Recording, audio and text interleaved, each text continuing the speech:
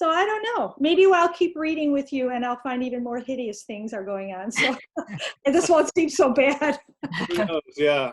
I will say there's a hint of some redemption in these brothers, in that you get Reuben first, who's the one brother who's a little bit like, guys, I think we're going too far here.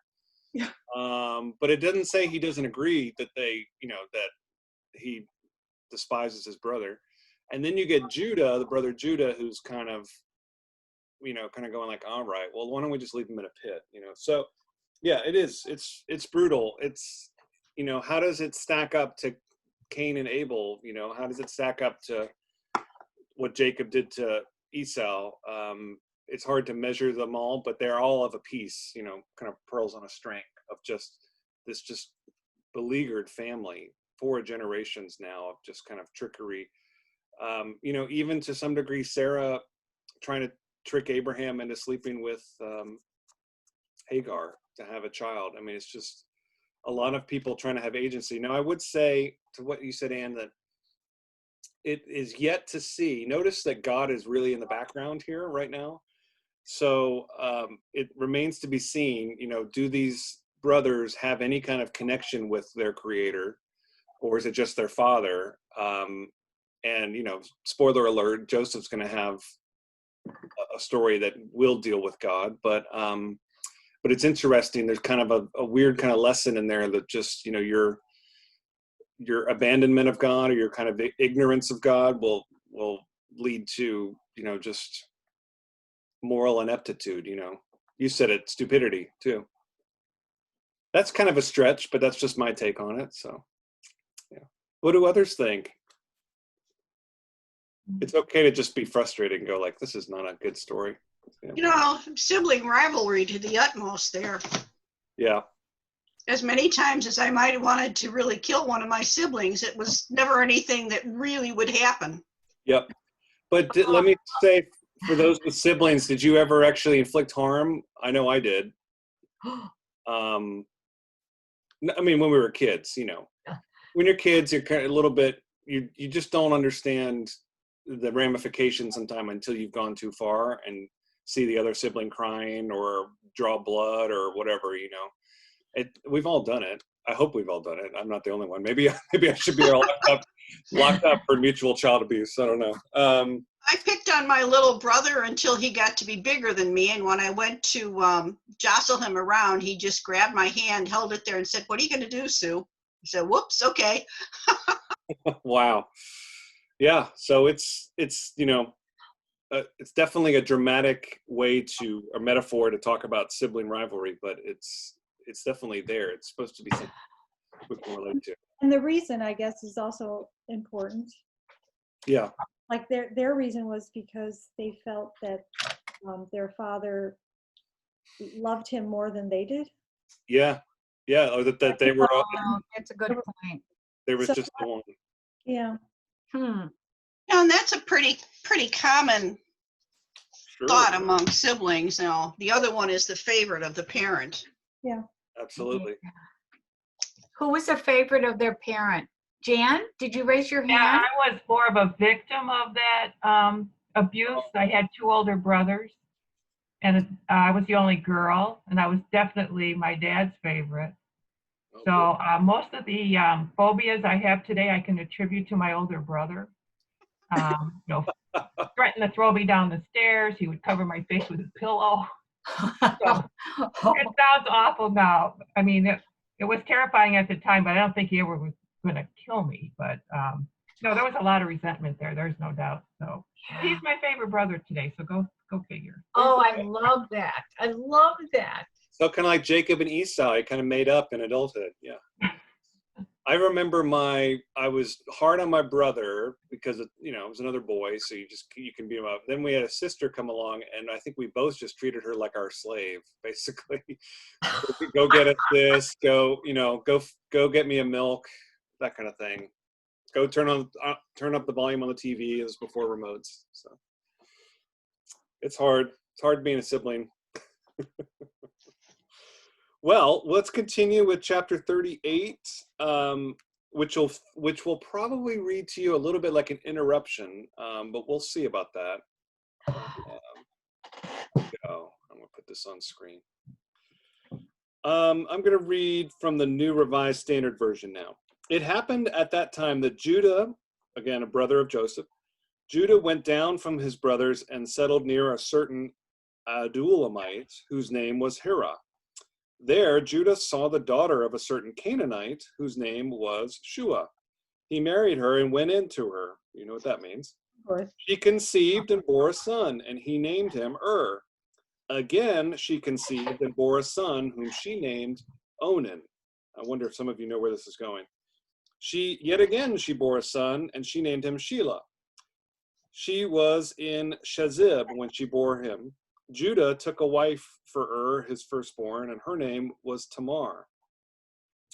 But Judah's firstborn, was wicked in the sight of the Lord, and the Lord put him to death. How? We don't really know. Then Judah said to Onan, "Go in to your brother's wife and perform the duty of her brother-in-law to her. Raise up offspring for your brother." But since Onan knew that the offspring would not be his, he spilled his semen on the ground whenever he went in to his brother's wife, so that he would not give offspring to his brother. What he did was displeasing in the sight of the Lord, and he put him to death also. When Judah said to his daughter-in-law Tamar, I keep saying Tamar, "Remain a widow in your father's house until my son Shelah grows up," for he feared that he too would die like his brothers.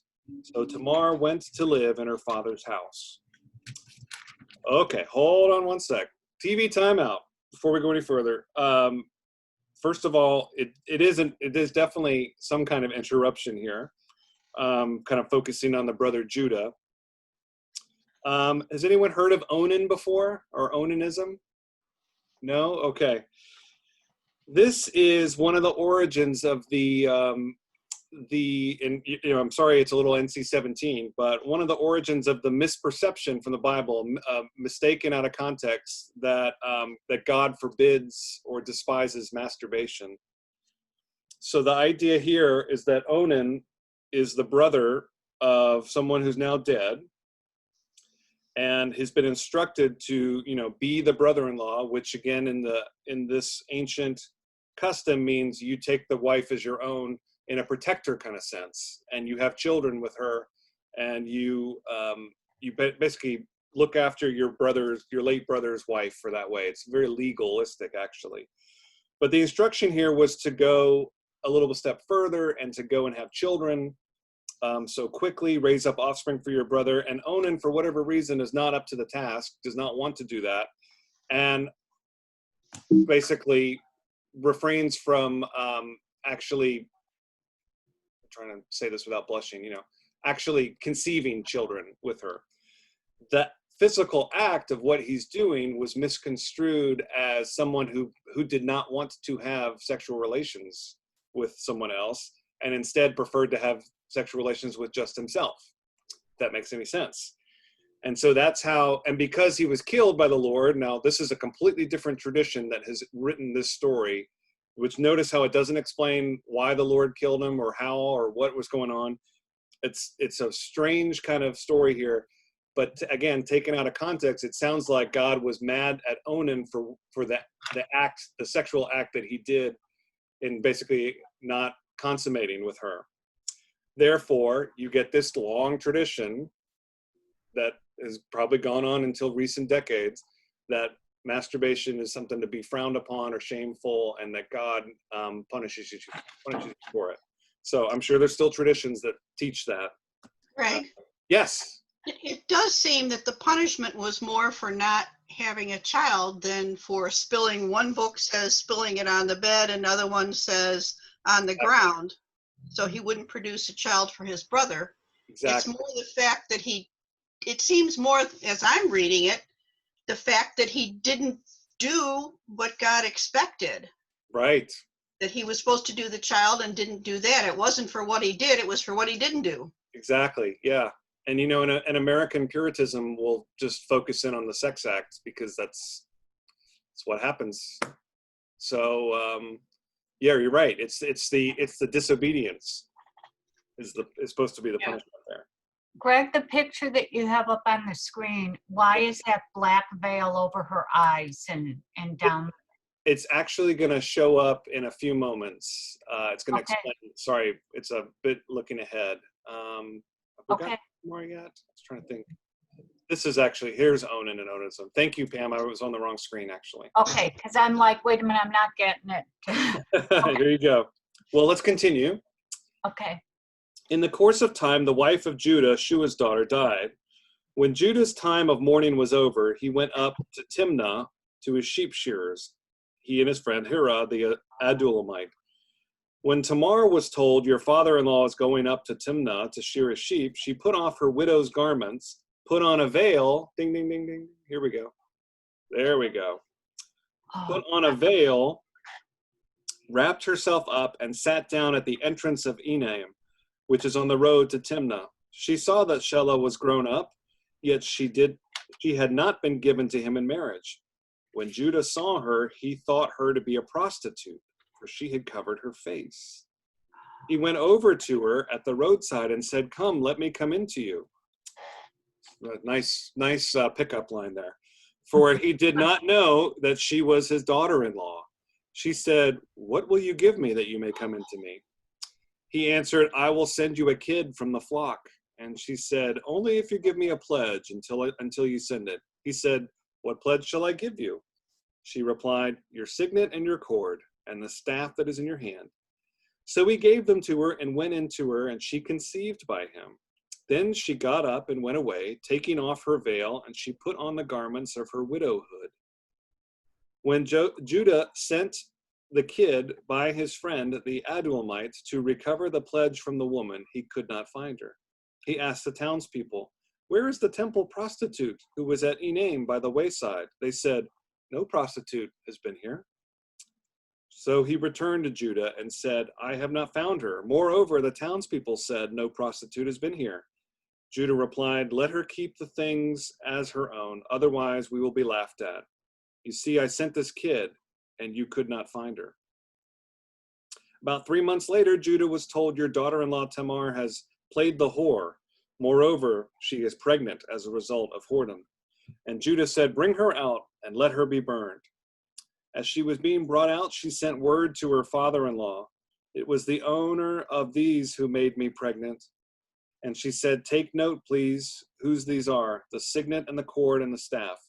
Then Judah acknowledged them and said, she is more in the right than I am, since I did not give her to my son Shelah, and he did not lie with her again. When the time of her delivery came, there were twins in her womb. While she was in labor, one put out a hand, and the midwife took and bound on his hand a crimson thread, saying, this one came out first. Oh. But then he drew back his hand, and out came his brother, and she said, what a breach you have made for yourself. Therefore he was named Perez. Afterward his brother came out with the crimson thread on his hand, and he was named Zerah. Wow. And there ends that story. Why is this here, right? Why is this whole story here? Well, first, you could easily say it is a continuation of the duplicity that goes on in these generations, people tricking each other, the women who have very little say, trying to get some kind of agency in this whole process. That's certainly the case with Tamar, who is not a prostitute, and yet is often misconstrued that because of the kind of convoluted story. But also, this is an origin story in many ways for King David. King David descends from the line of Judah, which will end up being named kind of like Israel is the name of a province. Judah will be named a territory or a tribe. All of these brothers will have their own tribes. And so the tribe of Judah will descend down to King David. So in many ways, this is a legend or a myth or kind of origin story for King David. So these people are important in the lineage. Perez is in David's lineage directly as well. So that's kind of why it's here. But a lot of scholars debate this and think it's a mistake that this whole chapter was even in here. And others say, no, it's part of the whole story, the whole saga of this deception and duplicity that goes on. What do you all think? Out of place or feels like it belongs? While you're thinking, here's one of those modern pictures of what Tamar would have looked like. Simply. Really beautiful. Well, I guess there's a connection, but it's sort of obscure to me. Yeah, Does right. that seem out of place? I don't know. Definitely hard. It's a stretch. Story contrasts with most of this part of Genesis focus on Judah, not Joseph, is striking parallels. Yeah, we've got Joseph being sold, and all of a sudden, we got a different story in here. Right. I'm going to consult another resource called Bible Women. Just want to see what they say about Tamar. Tamar's midwife. Oh, also, how much do you love the, that's in English, that's still a joke about giving birth. The one child comes out, the other one comes in, and they go, what a breach, like a breached birth. Yeah. But Tamar, this is from a book called Bible Women, All Their Words and Why They Matter. Tamar is a woman who fought for her right to bear children in the face of great odds. She's the only woman in biblical history to seduce her father-in-law, the only woman in the Bible to be sentenced to death by fire for her presumed crime of adultery, the second biblical woman to give birth to twin sons whose birth order was in conflict, and a rather scandalous ancestor of Jesus, yet listed in Matthew's genealogy of Jesus. Because remember, Jesus is connected to King David as well.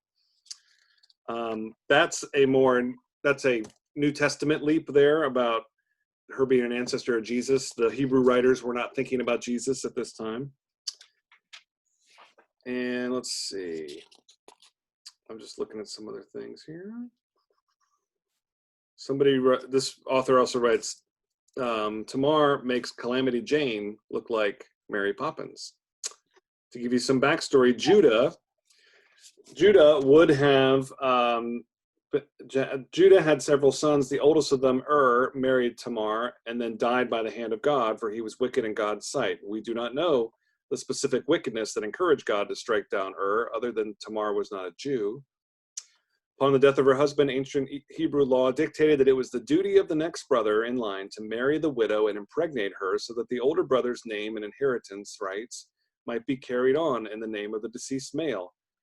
Don't be shocked here, but widows and daughters did not inherit.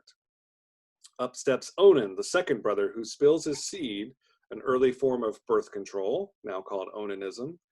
Onanism is another word for masturbation, by the way. Instead of impregnating Tamar, such an action ensured that Onan would receive Judah's inheritance, for no grandson would be born in Er's name. Tamar must have been humiliated, but God was angered and struck Onan dead. Only one brother, Shelah, is left. Judah thinks, 2 of my sons have died while married to this woman. Do I want to risk the last one? And he shuns Tamar, but does not release her from her vow of marriage within the family. But Tamar does not go gentle into that good night. It's not her fault that her husbands have died. She wants to claim and act on her right to bear children.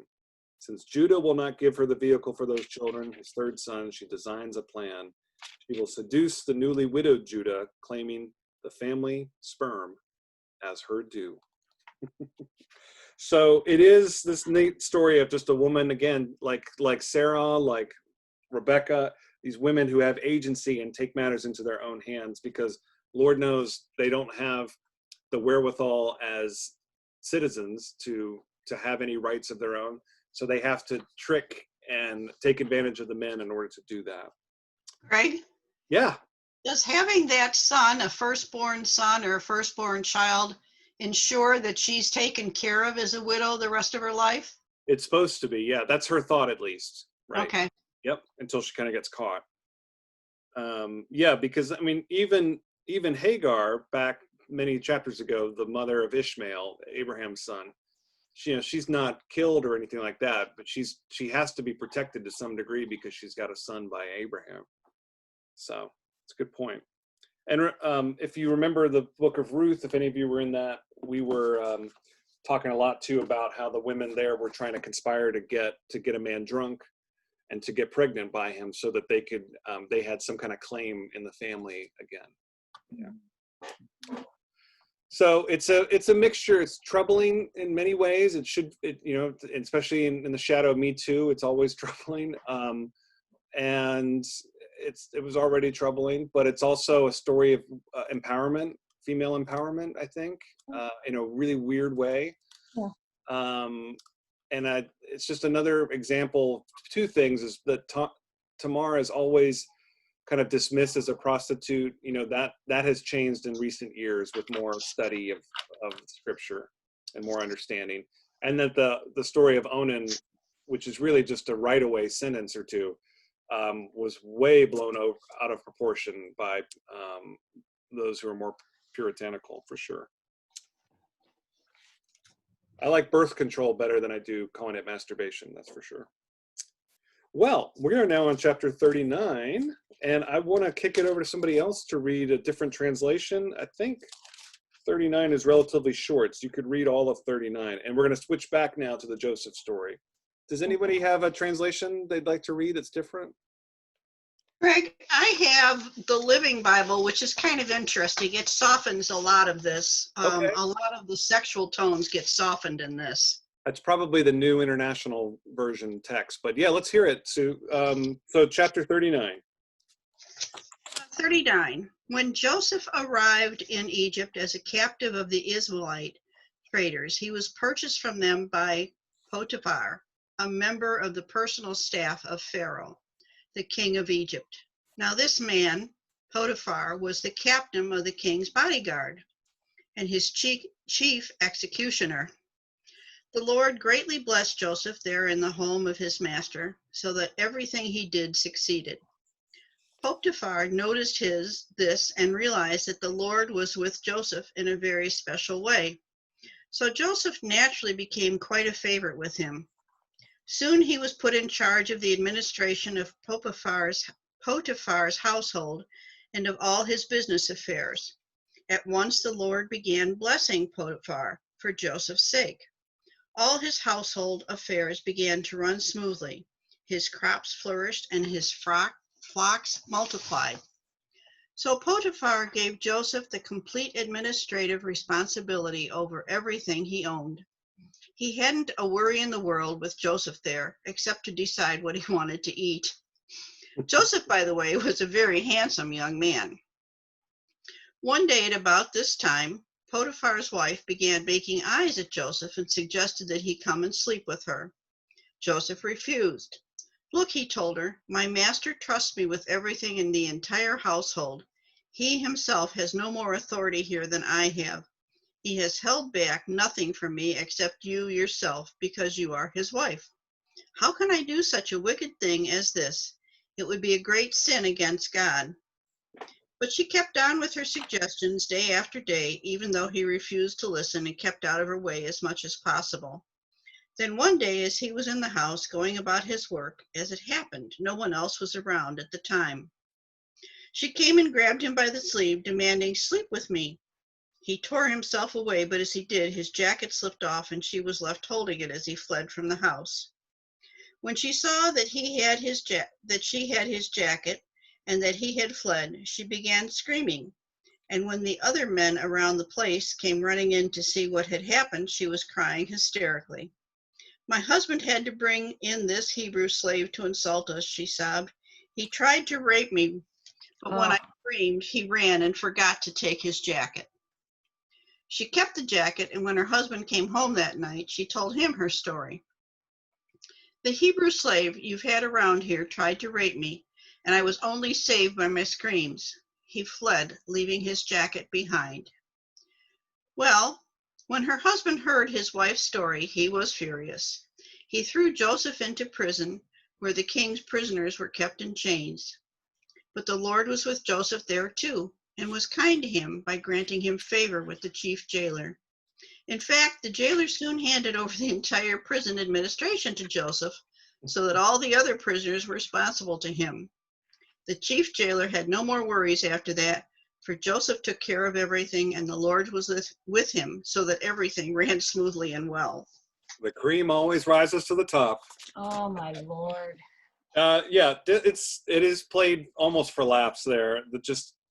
Joseph is a good guy. There's nothing wrong with him at all. It's just that he's just too darn likable. And so the people, now you realize a little bit of why the brothers can't stand him, because just everything he does turns out great.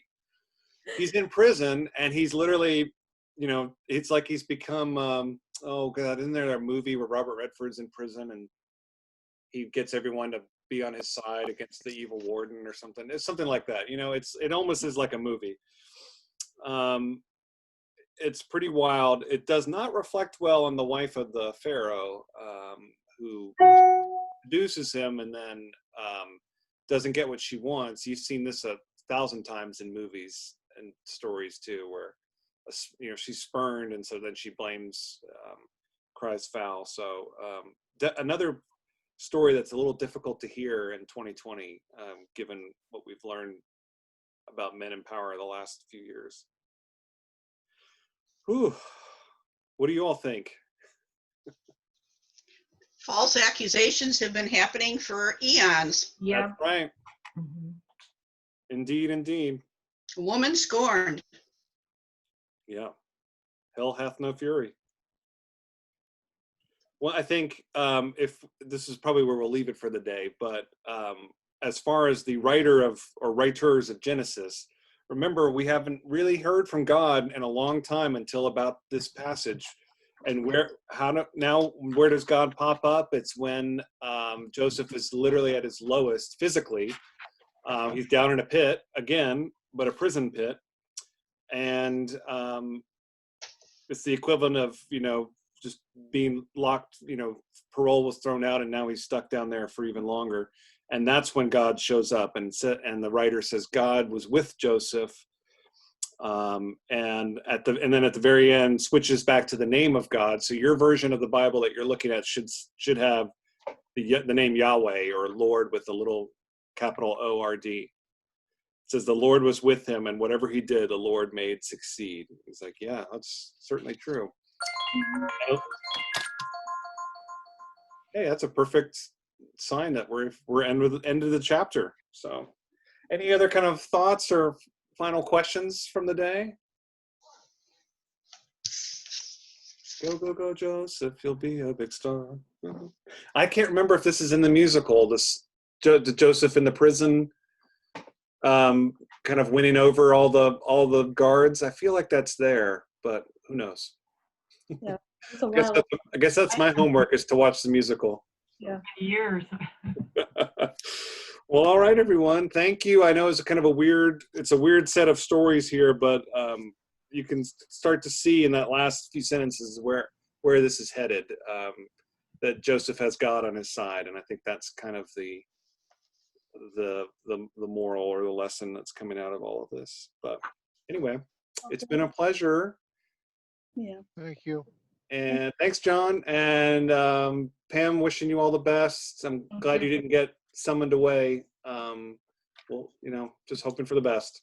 Thank you so much. Got it. Take care, everyone, and I'll see you next time. Thank you, guys. Bye-bye. Bye-bye. Bye, everyone.